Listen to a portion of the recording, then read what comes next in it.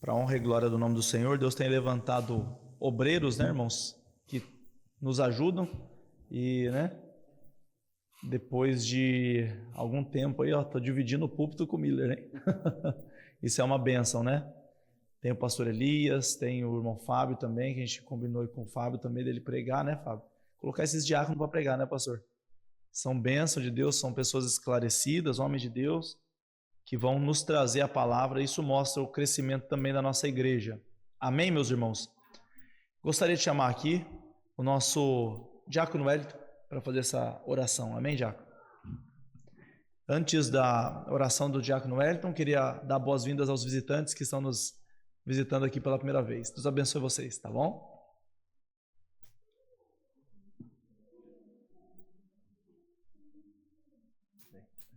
Pode ser para os irmãos, amém?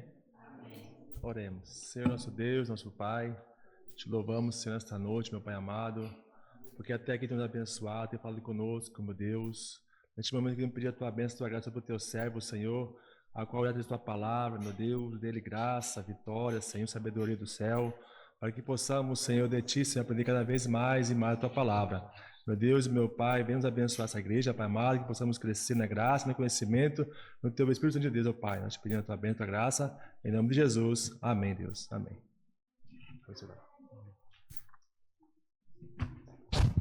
Paz do Senhor, irmãos. Estão me ouvindo bem? Dá para ouvir? Benção. Espero que os irmãos tenham tido uma semana abençoada até agora, né? Ainda falta mais alguns dias para a gente acabar essa semana. Espero em Deus que continue sendo uma bênção, continue sendo quentinho, apesar de que as previsões não são para isso. Tá vindo uma tempestade que talvez vai afetar o país de Gales e aqui é onde que a gente está. Mas vamos para a palavra do Senhor. Convido os irmãos para abrirem a Bíblia no livro de Hebreus, capítulo de número 7.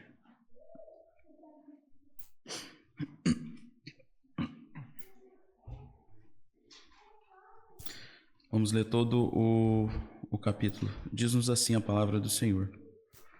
Porque este Melquisedeque, rei de Salém, sacerdote do Deus Altíssimo, foi ao encontro de Abraão quando este voltava da matança dos reis e o abençoou. Foi para ele que Abraão separou o dízimo de tudo. Primeiramente, o nome dele significa rei de justiça. Depois também é rei de Salém, ou seja, rei de paz. Sem pai, sem mãe, sem genealogia, e ele não teve princípio de dias, nem fim de existência, mas, feito semelhante ao Filho de Deus, permanece sacerdote para sempre. Vejam como era grandioso esse a quem Abraão, o patriarca, pagou o dízimo, tirando dos melhores despojos. Ora, os que dentre os filhos de Levi recebem o sacerdócio têm ordem, de acordo com a lei, de recolher os dízimos do povo, ou seja, dos seus irmãos, embora estes sejam descendentes de Abraão.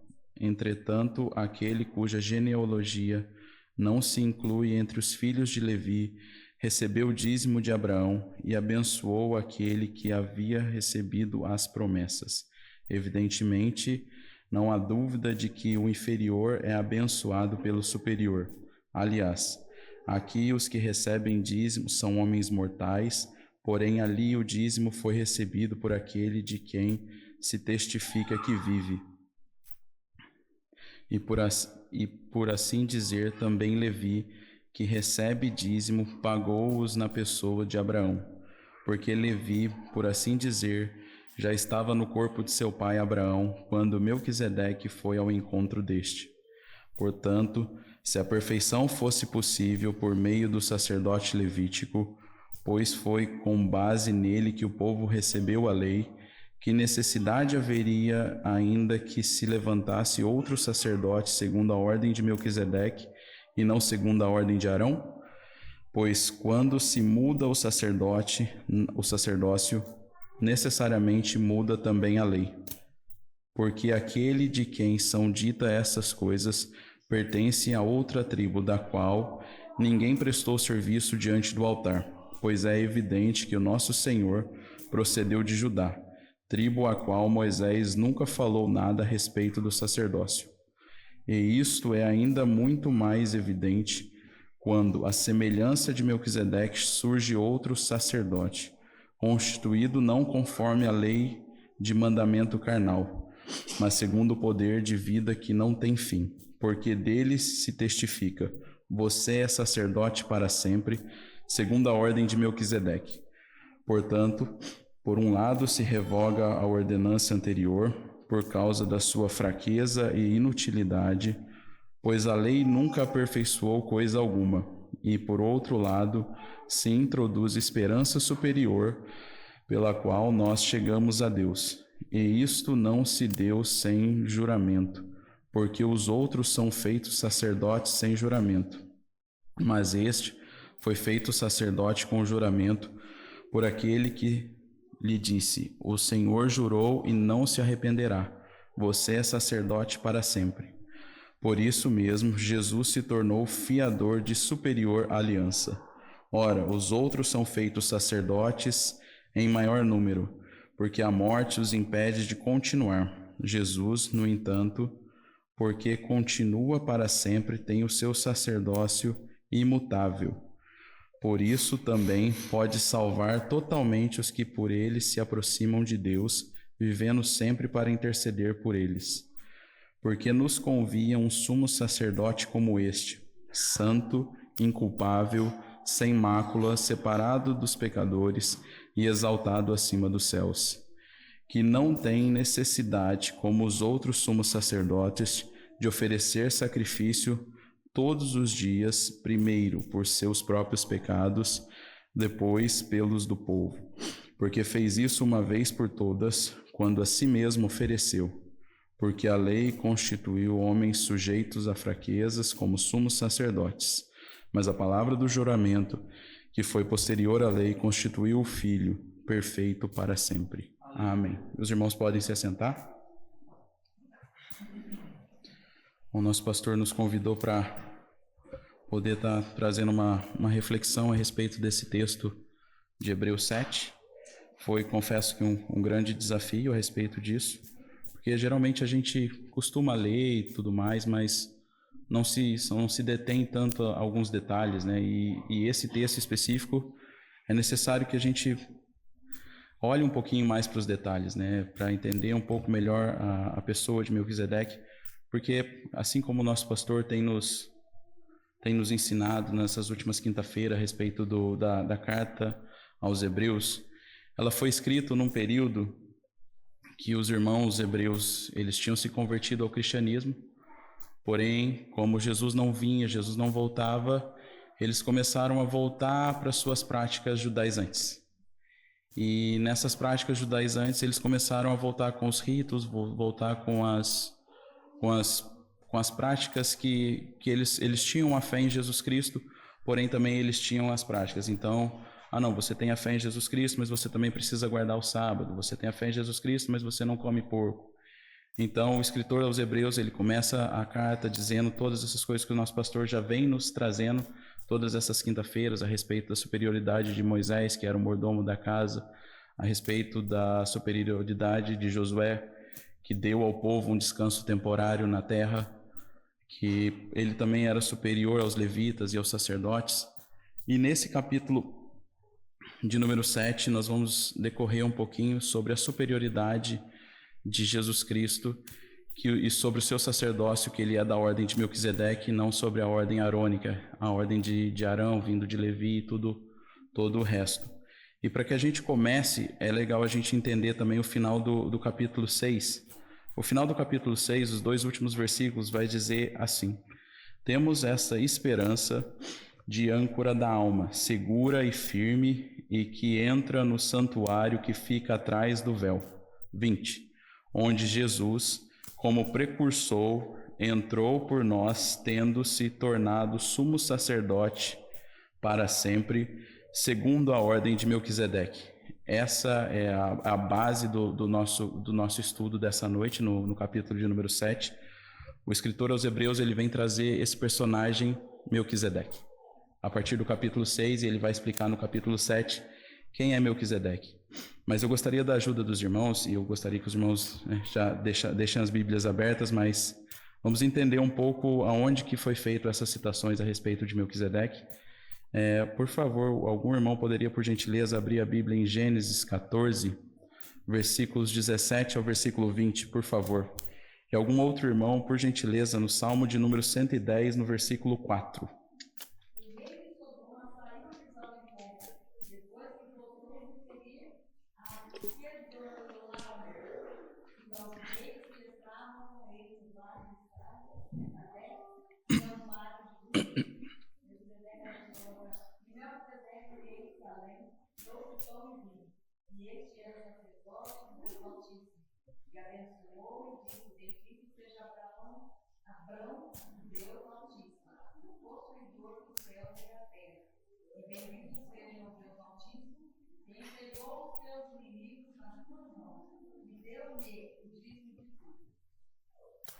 Amém?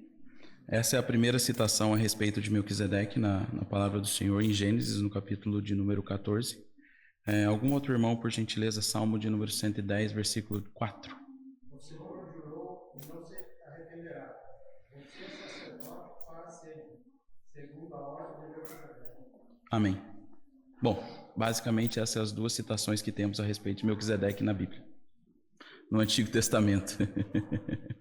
E o escritor aos Hebreus, ele vai usar todo esse texto para nos trazer uma conexão com o sacerdócio do nosso Senhor Jesus Cristo, que é maravilhosa. Mas a princípio, quando me defrontei com esses dois textos, falei, Senhor, 2 textos e um capítulo inteiro explicando a respeito de uma pessoa que aparece pouquíssimo na Bíblia. Mas o Senhor que nos dê graça, porque a gente pode começar a essa introdução dessa mensagem a respeito da instituição dos sacerdotes. Porque quando a lei ela foi instituída para o ser humano, para os hebreus, na verdade, né? Se eles fossem suficientemente capazes de cumprir toda a lei, então eles teriam amizade com Deus. Porém, isso é impossível. É impossível um ser humano ele cumprir toda a lei. Então, o que o Senhor fez? Ele instituiu os sacerdotes. Ele instituiu os sacerdotes e o sistema sacrificial. E uma coisa legal nessas minhas pesquisas sobre esse capítulo é que existe uma palavra, na verdade ela é dada ao Papa, se não me engano, para sacerdote, que é pontífice, que nada mais é em latim que significa construtor de ponte. Ou seja, o sacerdote, ele era um construidor da ponte entre o ser humano e Deus. Então, a questão foi, o Deus, ele instituiu esse sacerdote para que viesse a cumprir, para que viesse a abrir essa ponte entre os seres humanos e o próprio Deus. Por quê? Era impossível que os seres humanos, que os hebreus da época, ou qualquer outro que viesse a se converter ao judaísmo, viesse a cumprir toda a lei. Isso era uma coisa que era impossível de se acontecer. Então Deus instituiu os sacerdotes para isso, por meio dos seus sacrifícios. Só que a questão maior é que não tinha nenhum sacrifício que também seria possível para que os seres humanos fizessem, para que os sacerdotes fizessem, que poderiam perdoar os seus pecados. Na verdade, ele era a expiação do pecado, ele encobria o pecado. No Gênesis, bem no comecinho, quando Adão peca, o Senhor se apresenta no jardim e pergunta a Adão, onde que ele estava? Ele estava escondido. E ali, o que a teologia chama de proto-evangelho, começa a pregação do evangelho, porque Deus, ele sacrifica um animal, muito provavelmente era um cordeiro, e desse cordeiro ele faz uma veste para o homem, para que o homem pudesse ter a sua nudez coberta, ou seja, para não ter mais a vergonha. Só que isso era um encobrimento, assim como a expiação dos seus pecados. Era só encobrir os pecados, ele não era um pecado que era perdoado. Mas desde o Gênesis, quando o homem veio a pecar, Deus já tinha prometido que traria um que salvaria a humanidade, que é o nosso Senhor Jesus Cristo. E nós estamos felizes porque desde sempre o Senhor já sabia que tudo isso ia acontecer. E desde sempre, em Apocalipse vai falar que antes de houvesse o mundo, a fundação do mundo, Jesus Cristo já tinha sido morto na cruz. Então essa é uma esperança que nós temos. Então, vamos começar com base nesses dois textos que lemos, em Gênesis no capítulo 14 e no Salmo 110. A gente vai começar essa mensagem e é interessante também notar que o escritor aos Hebreus, ele conhecia muito bem a arte dos rabinos, da pregação dos rabinos, porque ele vai usar de algumas artimanhas que no meio judaico era totalmente possível. No nosso meio, como depois da reforma, a gente só lê a escritura, ou seja, só o que está na Bíblia, é o que a gente acredita e pronto, basta. Mas nessa época que foi escrito aos Hebreus, o escritor, que não sabemos quem é, ele vai usar de algumas artimanhas que é o que está escrito na Bíblia. Ele vai interpretar o que está escrito na Bíblia, mas ele também vai interpretar o que não está escrito. Ou seja, o que a gente tira dessa lição é que mesmo quando a Bíblia se cala, ela ainda está falando. Nosso Deus é maravilhoso. E a gente vai ver isso um pouquinho para frente.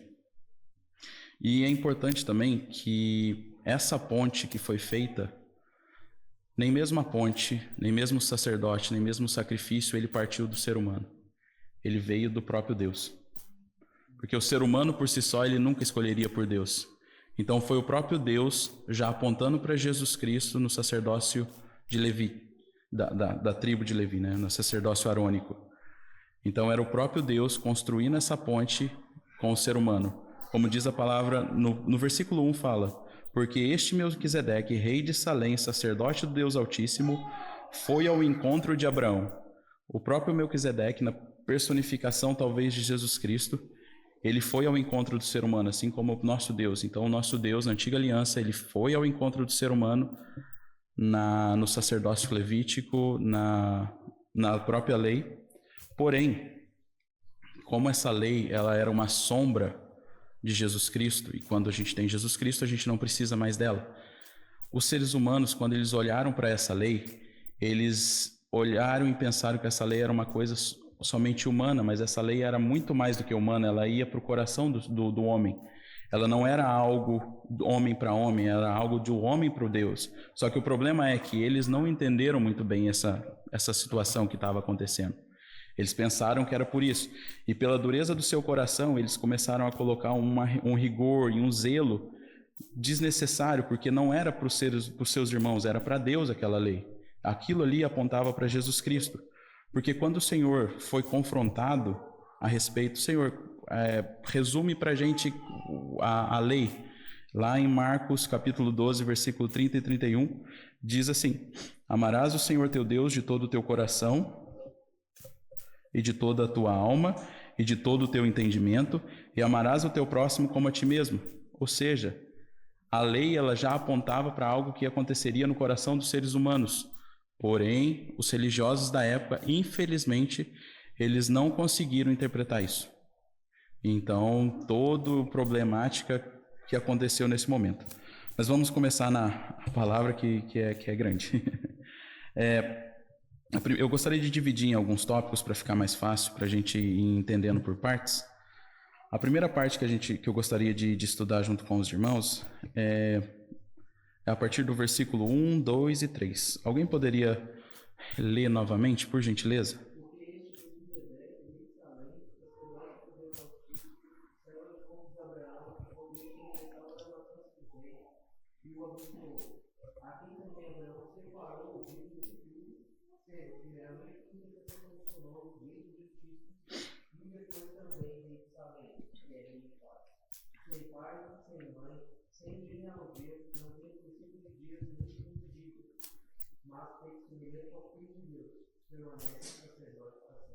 Amém. Obrigado, João.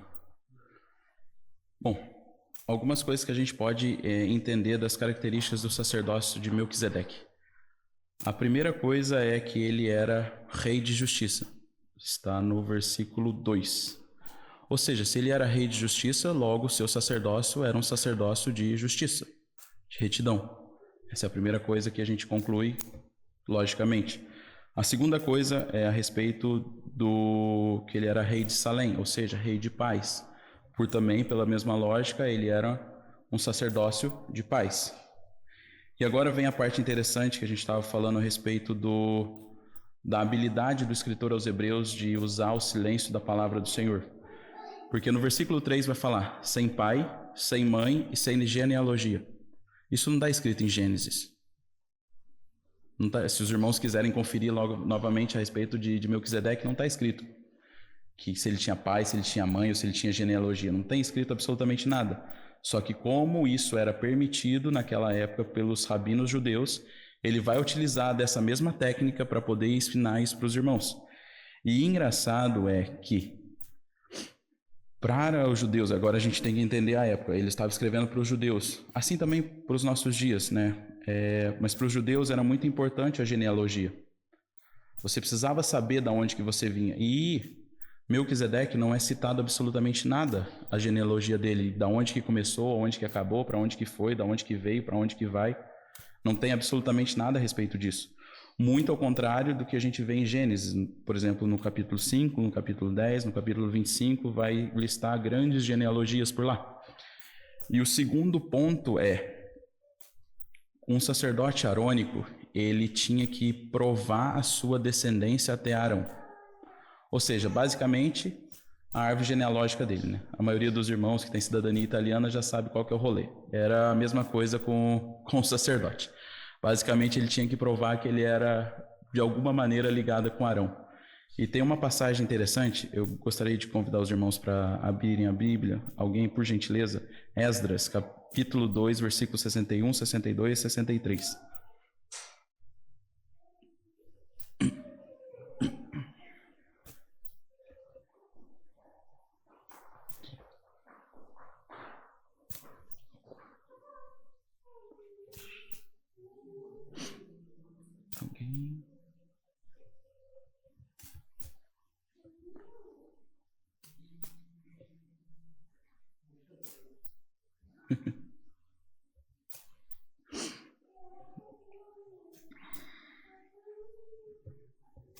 Esdras 2, 61, 62 e 63.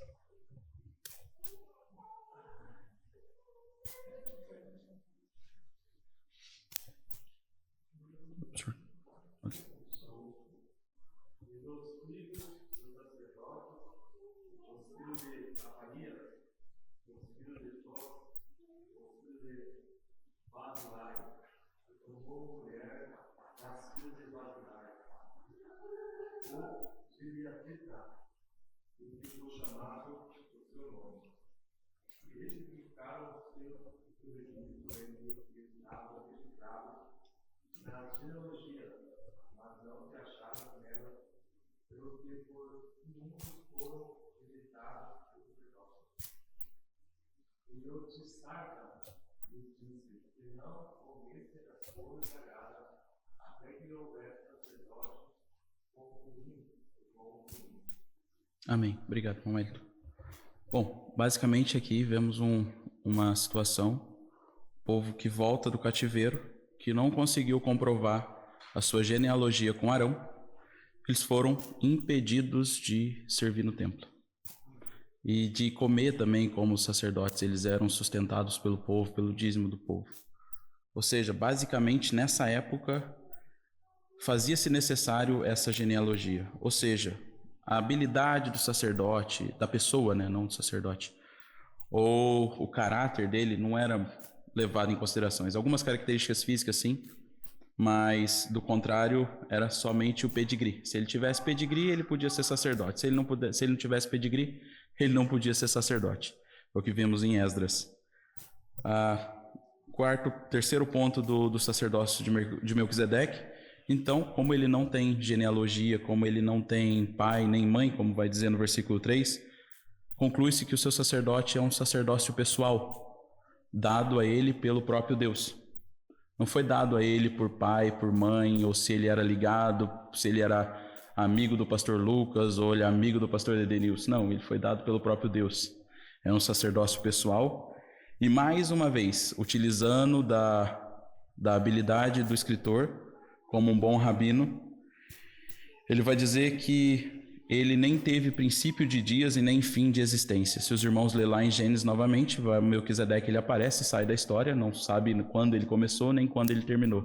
Logo, O escritor aos Hebreus ele vai concluir: e não teve princípio de dias, nem fim de existência, mas feito semelhante ao Filho de Deus, permanece sacerdote para sempre. Ou seja, concluímos que esse sacerdócio, mais uma das características desse sacerdote, que é um sacerdócio eterno, porque ele não teve princípio e ele também não teve fim. Amém, meus irmãos? Vamos continuar. O próximo está a partir do verso 4. Por gentileza, eu gostaria que algum irmão lesse do verso 4 ao verso 10.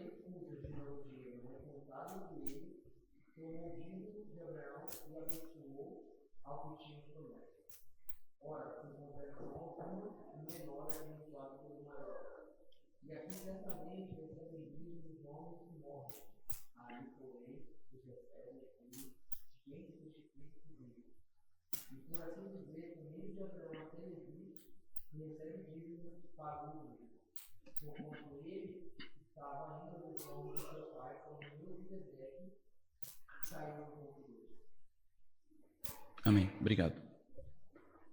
Bom, nessa parte eu usei uma exposição de um teólogo escocês chamado Alexander Bauman Bruce, que ele vai elencar 4 pontos nesse texto que vai falar a respeito da superioridade de Melquisedeque. Basicamente, a gente vai criar alguns tijolinhos para ver a superioridade de Cristo através do sacerdócio de Melquisedeque. E nesse ponto específico, do verso 4 ao verso 10, a gente vai ver a superioridade de Melquisedeque sobre Abraão e sobre os levitas. Ligando o que a gente acabou de ler, Abraão, ele era o patriarca, o pai da fé. Abraão gerou Isaac, Isaac gerou Jacó, Jacó gerou Levi e toda a galera. Fazendo essa linhagem lógica, sendo que o pai, ele geralmente não, ele tem mais honra que o filho, ou seja, Abraão tinha mais honra que Isaac, que tinha mais honra que Jacó, que tinha mais honra que Levi, blá blá blá, Arão, até chegar na turma. Se Abraão reconheceu a superioridade de Melquisedeque, e a Bíblia vai falar no versículo 7, evidentemente, não há dúvida que o inferior é abençoado pelo superior. Ou seja, Melquisedeque abençoou Abraão, que abençoou Isaac, que abençoou Jacó, que abençoou Levi, Arão e todo o rolê. Esse é o primeiro ponto lógico do texto, que ele vai dizer a respeito disso. O segundo ponto está no versículo 5, que diz a respeito dos dízimos. Ora, os que dentre os filhos de Levi recebem o sacerdote têm ordem, de acordo com a lei, de recolher os dízimos do povo. Ou seja, o sacerdótico levítico, ele tinha, de acordo com a lei, o motivo pela qual receber o dízimo do povo, dos seus irmãos. Porém, Melquisedeque, ele recebeu os dízimos de Abraão, e essa ordenança que veio de Melquisedeque veio do próprio Deus. Não foi de lei estabelecida por homens, mas veio do próprio Deus. E em terceiro ponto que ele vai falar a respeito do verso 8, que fala, aliás, os que aqui recebem dízimos são homens mortais.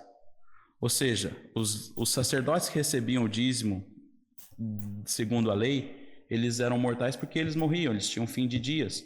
Vivia ali seus 70, 80, 50, 40, 30, whatever anos e morriam. Eles eram mortais, eles tinham fim de dias. Porém, Melquisedeque, que a Bíblia vai falar que não teve início nem fim de dias, ele recebeu como a Bíblia vai falar, porém, ali o dízimo foi recebido por aquele de quem se testifica que vive, ou seja, um sacerdócio eterno. E o último ponto vai iniciar no versículo de número 10, que é: porque Levi, por assim dizer, já estava no corpo de seu pai Abraão, quando Melquisedeque foi ao encontro deste. Então, a próxima lógica, a gente construiu aquela lógica a respeito de quem era maior, e de uma certa forma, Levi, ele estava dentro de Abraão no seu DNA, que foi passado para Isaac, que foi passado para Jacó, que depois foi passado para Levi. Ou seja, o próprio Levi, de uma certa maneira, ele pagou dízimo a Abraão, ou seja, a Melquisedeque, me desculpe.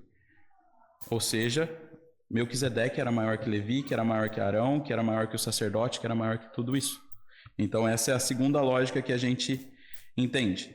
E é bom a gente também pensar a respeito que Abraão, ele era o patriarca, ele era o pai da fé, e ele reconheceu que Melquisedeque era sumo sacerdote.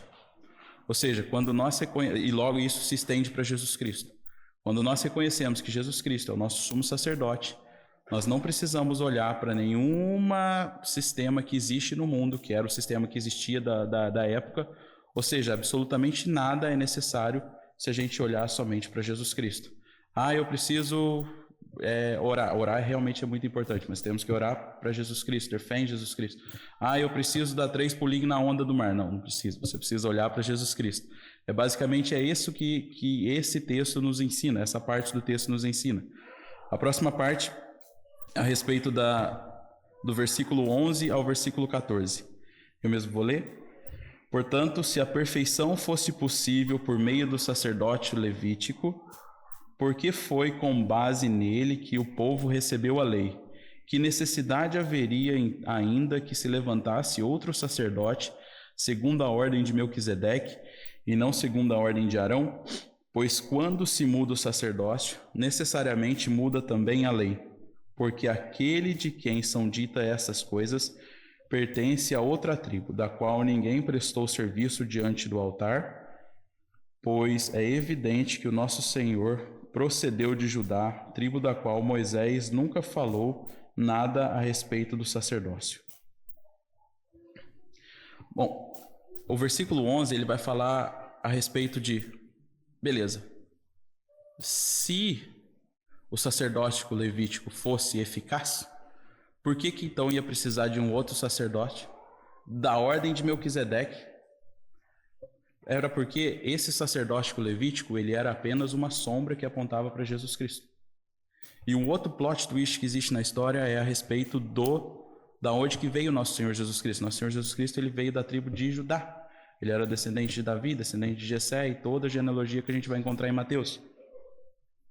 Então, isso era uma coisa que mudava um pouco. E aí, o que é mais lindo, uma das coisas que é mais linda desse texto é a respeito do versículo 12, que vai falar: pois quando se muda o sacerdócio, necessariamente muda-se também a lei.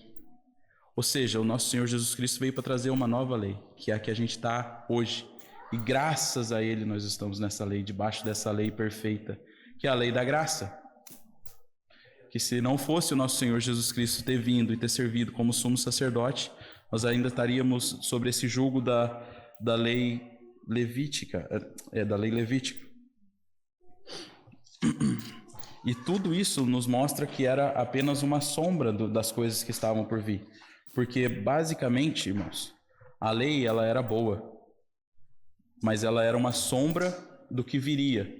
E, por exemplo, esse microfone, quando eu coloco ele contra a luz, ele vai gerar uma sombra de microfone. Ele não pode gerar uma sombra de carro.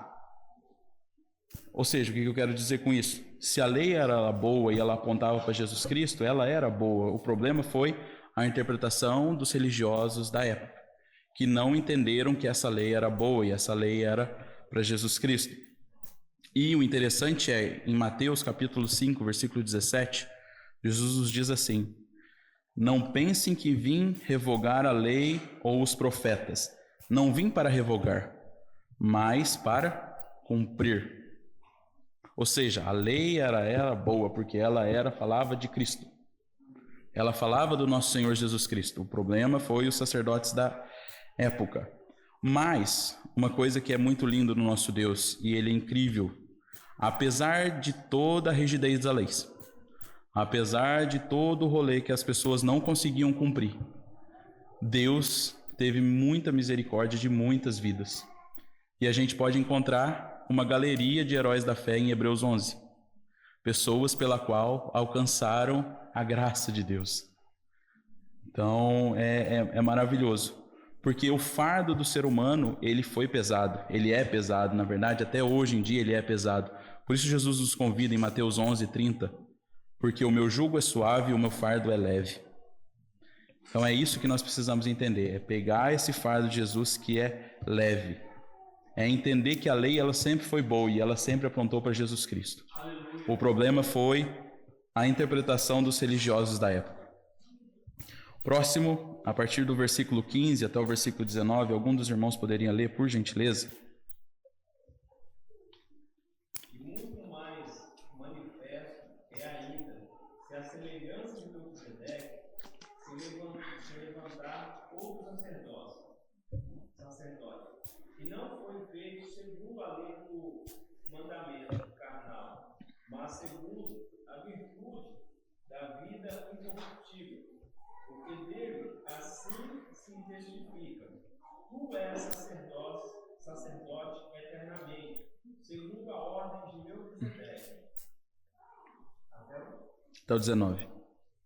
Porque o precedente mandamento é abrogado por causa da sua fraqueza e inutilidade, pois a lei nenhuma coisa aperfeiçoou, e desta sorte é introduzida uma melhor esperança, pela qual chegamos a Deus. Amém. Obrigado, irmão Fábio. Bom, o versículo 17 vem a citação a respeito do Salmo 110. Você é sacerdote para sempre, segundo a ordem de Melquisedeque. No antigo sistema, a gente vai falar um pouco melhor sobre isso mais para frente um pouquinho, mas no antigo sistema, como a gente já falou, os sacerdotes eles eram finitos, assim como nos dias de hoje. Na verdade, todo mundo, né? A gente é finito, a gente vai acabar um dia. Se o Senhor não voltar e não nos buscar, a gente vai embora. E isso também acontecia com os sacerdotes. Ou seja, eles eram finitos, mas o nosso Senhor Jesus Cristo, ele é sacerdote para sempre. Aleluia. E o mais lindo de tudo isso está lá em Romanos 8, capítulo 8, versículo 34, que diz-nos assim: quem os condenará? É Cristo Jesus quem morreu, ou melhor, quem ressuscitou, o qual está à direita de Deus e também intercede por nós. O nosso sumo sacerdote está vivo. E ele está à direita de Deus e ele intercede por nós. Isso é algo surpreendente, incrível, que só o nosso Senhor Jesus Cristo poderia ter feito. Antigamente os sacerdotes eles eram finitos, eles morriam, mas o nosso Senhor Jesus Cristo veio. A gente vai falar um pouco melhor para frente. A partir agora do verso 20 até o verso 25, eu vou ler. E isto não se deu sem juramento, porque os outros são feitos sacerdotes sem juramento. Mas este foi feito sacerdote com juramento, por aquele que lhe disse: o Senhor jurou e não se arrependerá, você é sacerdote para sempre. Por isso mesmo, Jesus se tornou fiador de superior aliança. Ora, os outros são feitos sacerdotes em maior número, porque a morte os impede de continuar. Jesus, no entanto, porque continua para sempre, tem o seu sacerdócio imutável. Por isso também pode salvar totalmente os que por ele se aproximam de Deus, vivendo sempre para interceder por eles. Uma coisa que é surpreendente, agora dá para a gente tirar algumas lições desses versículos. No versículo 20, e isso não se deu sem juramento, porque os outros são feitos sacerdotes sem juramento, mas este foi feito sacerdote com juramento, por aquele que lhe disse: o Senhor jurou e não se arrependerá, você é sacerdote para sempre. Isso aqui é referência ao Salmo 110, versículo 4. É interessante que nós, seres humanos, a nossa palavra ela é dúbia, falha. Quantas vezes homens já não falaram com a gente e falharam? Ou quantas vezes nós falamos algo e falhamos? E não fomos capazes de cumprir aquilo que a gente tinha falado? Então, basicamente, pelo menos eu lembro quando eu era criança, falava assim, não, eu juro pela minha mãe. Ou seja, para tentar dar um peso um pouquinho maior naquilo que a gente está tentando falar, para dizer que é verdade, né? Ou alguns filmes americanos que a gente vê que, né, que a pessoa põe a mão em cima da Bíblia e jura que vai falar a verdade, somente a verdade. Não sei se no Brasil faz isso também, mas Hollywood faz bastante. Mais interessante é que no Salmo 110, versículo 4, o próprio Deus faz um juramento. Ou seja, o nosso Deus, que tem a sua palavra, que ela não mente, ele faz um juramento. Ou seja, esse trem aqui é muito importante. O próprio Deus fez um juramento na sua palavra. Ele não precisava ter feito isso, porque a palavra dele não mente. A palavra dele não faz curva, né? Conversa com o nosso pastor, a palavra de homem não faz curva. Imagina do nosso Deus. Então, o nosso Deus, ele faz questão de deixar registrado que Jesus Cristo vai ser sacerdote para sempre. Isso é impressionante. A segunda lição que nós tiramos desse texto é que existia uma aliança anterior.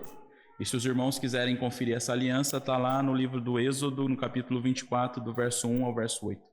Então vamos ler para ganhar tempo. A terceira é que Jesus Cristo é o fiador da nova aliança. Ele é quem sustenta essa nova aliança. Porque a antiga aliança da lei, ela era baseada na lei, na justiça, na obediência e nas realizações que o homem tinha. Ou seja, tudo falho. Mas essa nova aliança de Jesus Cristo, ela é baseada no seu amor e ela também é baseada na perfeição do sacrifício de Jesus Cristo.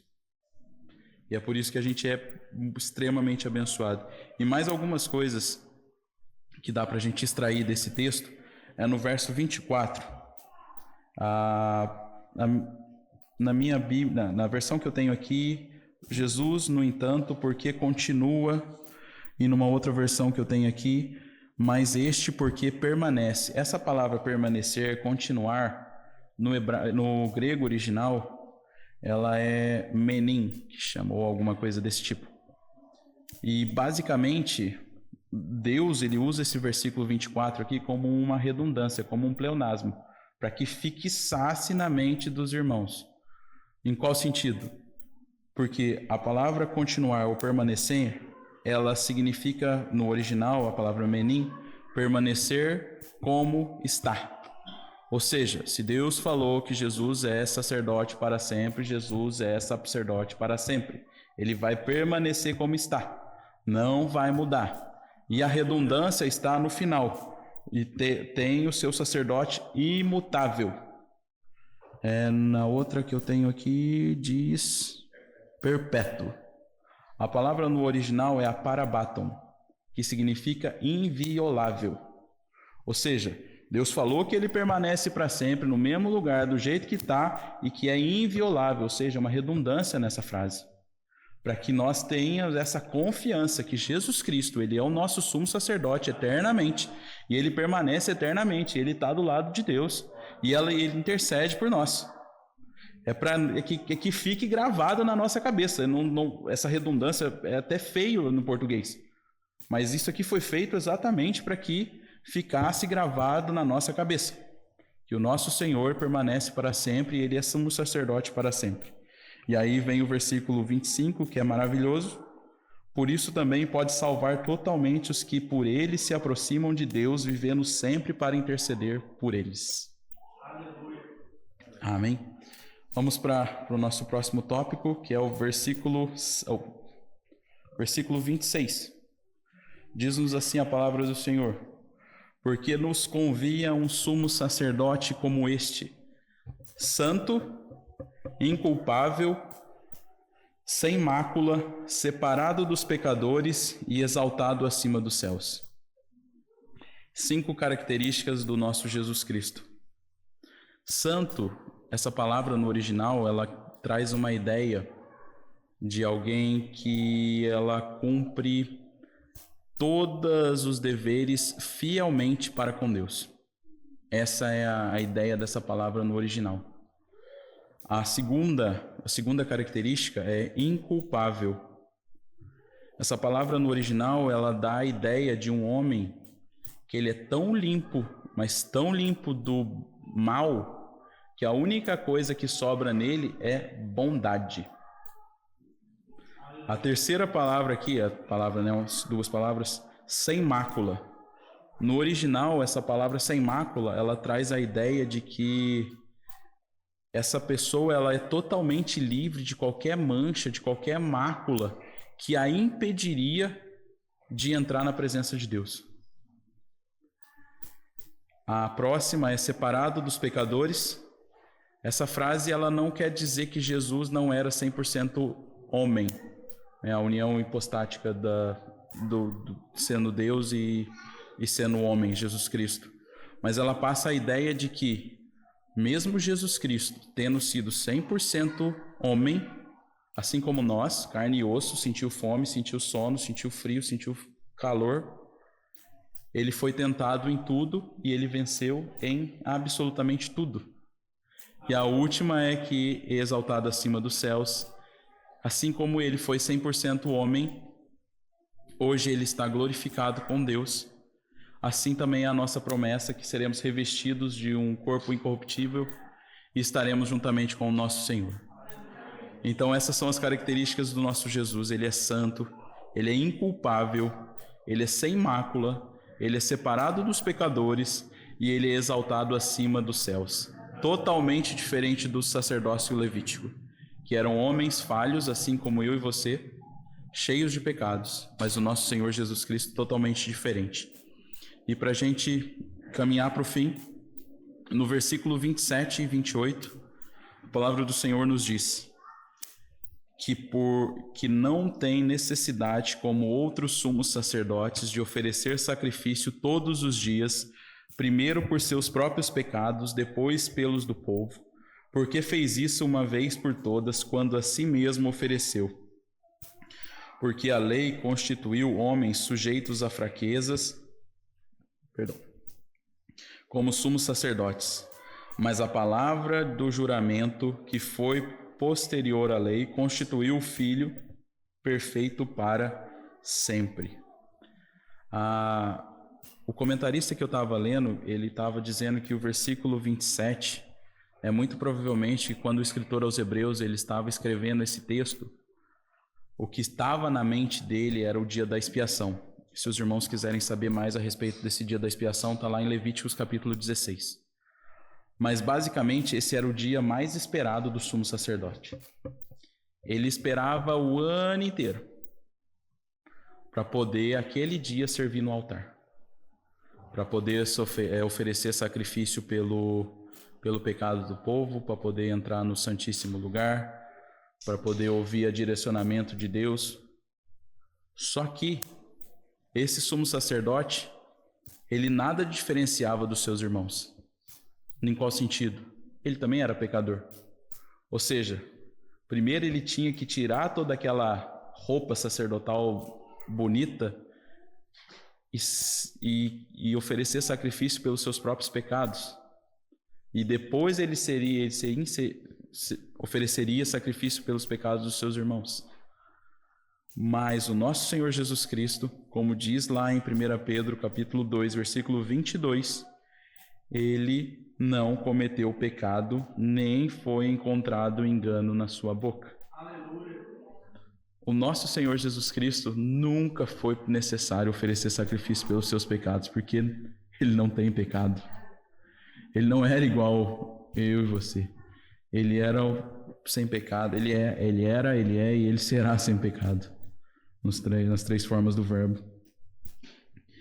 E ele, sendo filho de Deus, ele se entregou voluntariamente para morrer pelos nossos pecados. Lá em Gálatas 1:4, o qual entregou a si mesmo pelos nossos pecados para nos livrar desse mundo perverso, segundo a vontade do nosso Deus e Pai. E basicamente, para que se houvesse um sacrifício perfeito, era necessário um sacerdote e também era necessário um sacrifício. E o nosso Senhor Jesus Cristo, ele se fez ambas as coisas. No versículo 27, ele é o sacrifício perfeito, porque fez isso uma vez por todas, quando a si mesmo se ofereceu. e ele também é o sacerdote perfeito. Mas a palavra do juramento, que foi posterior à lei, constituiu o Filho perfeito para sempre. O nosso Jesus, ele fez o sacrifício perfeito. Ele foi o sacrifício no qual Deus pôde descontar ou requerir toda a sua ira pelos pecados, e ele também foi o sacerdote que intercedeu pelo povo, intercede pelo povo, vai continuar intercedendo pelo povo. Esse é o nosso Senhor Jesus Cristo.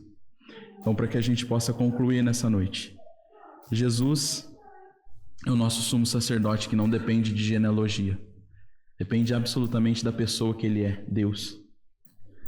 O nosso sumo sacerdote Jesus Cristo, ele vive para sempre. Aleluia. Nosso sumo sacerdote, ele é reto e justo. Aleluia. O nosso sumo sacerdote, ele não tem pecado. O nosso sumo sacerdote, ele fez o sacrifício perfeito. E ele, sim, foi o pontífice e muito mais. Ele abriu o caminho novamente entre o homem e Deus. Ele nos trouxe novamente para próximo de Deus. Aleluia. E diante de tudo isso, que nós possamos abandonar, se ainda existe qualquer confiança em ritos nossos. Eu preciso fazer isso.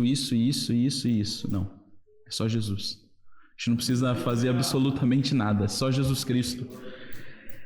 Que nós possamos também nos aproximar de Jesus. Que nós possamos com confiança, como diz Hebreus 10, só um minutinho. Hebreus 10 e 19, diz-nos assim a palavra do Senhor. Tendo, pois, irmãos, ousadia para entrar no santuário pelo sangue de Jesus. Que nós possamos nos chegar até Jesus, que nós possamos nos aproximar, ter um relacionamento mais íntimo com o nosso Jesus, porque essa ponte já foi criada. E Ele está à direita de Deus intercedendo por nós.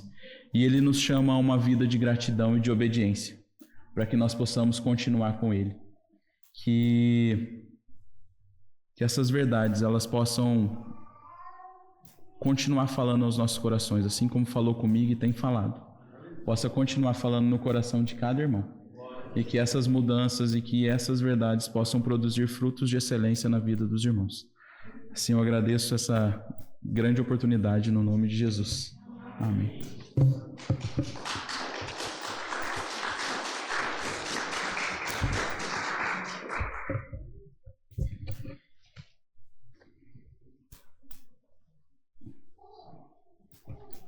Amém, meus irmãos. Vamos ficar de pé, por gentileza. Que boa palavra, né, meus irmãos? Uma exposição clara, né? Eu amo beber em água cristalina, irmãos. Eu não sei, tem muita gente que às vezes numa pregação um pouco mais organizada, mais centrada, mais polida, as pessoas às vezes se dispersam, né? Mas eu amo beber de uma fonte cristalina, né? É óbvio que às vezes a gente quer mergulhar naquele, né? Naquela imensidão do oceano de Deus, né? Mas é tão bom quando você vai, né? Irmãos, quando você está com sede, morrendo de sede, o que é mais gostoso é a água da fonte. Amém? É aquela, às vezes é o fio de água, mas é refrescante para a nossa alma. E assim, hoje realmente nós somos alimentados com uma palavra poderosa da parte de Deus acerca da divindade de Cristo, do seu sacerdócio. Amém? A boa notícia que nós temos, né? Lá em Hebreus capítulo 2, versículo 11, diz assim: pois tanto que santifica como os que são santificados, todos vêm de um só. Por isso, ele não se envergonha de nos chamar de?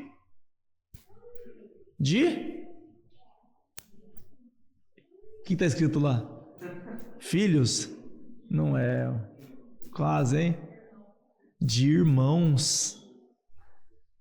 Olha que diferença, não é de filhos. Ele não nos se envergonha de nos chamar, sabe do quê? De irmãos. Sabe o que isso significa, irmãos? Quando eu falo assim, quando o apóstolo Paulo lá em Romanos vai dizer assim, ó, rogo-vos, pois, irmãos, Quando João escreve a sua carta e fala assim, irmãos, meus irmãos, irmão é o quê? É comunicação. Aquilo que você é, eu também sou. Nós somos irmãos. Por isso que lá em João a Bíblia vai dizer assim, ó, ele veio para que eram seus, mas os seus não o receberam, mas a todos quantos receberam, deu-lhes o poder de serem feitos filhos de Deus, que não nasceram segundo a carne, e nem segundo o sangue, mas segundo a vontade do Espírito. Sabe o que a gente ouviu aqui hoje, nosso irmão Miller, meus irmãos? Que a gente é sacerdote com Cristo. Aleluia! Juntamente com o nosso Deus nós somos irmãos. Ele é a primazia, Ele é o primogênito, mas nós também sacerdotes real. Alguém pode falar assim, um judeu, alguém... Não, esses não são povo, eles não são escolhidos. Mas antes do sacerdote levítico existia o sacerdote de Melquisedeque, e eu e você não somos ligados a Arão. Nós não temos genealogia, como foi falado aqui. Se alguém fosse falar, quem que é o pai do pastor Lucas? Era um Zé Ninguém. Quem que é o vô? Era um outro Zé Ninguém também, que a gente nem sabe. Eu nem conheci o meu vô, infelizmente a gente nem teve a oportunidade de viver com eles. Mas eu falo para vocês, meus irmãos, para servir nesse altar, aleluia, para servir à mesa do Senhor, ele não precisa ter pedigree. Glória ao nome do Senhor. O nosso pedigree é o Rei de Justiça e o Rei de Paz. Amém, meus irmãos? Temos paz com Deus mediante a esse sacerdócio que hoje foi explanado e explicado a nós aqui. Amém? Nos alegremos, irmãos. Irmãos, o nosso irmão mais velho, que também é o nosso pai, que é o nosso Deus Todo-Poderoso, comunica conosco desse sacerdócio maravilhoso. Amém? Senhor Deus, obrigado por esta palavra do céu, ó Pai.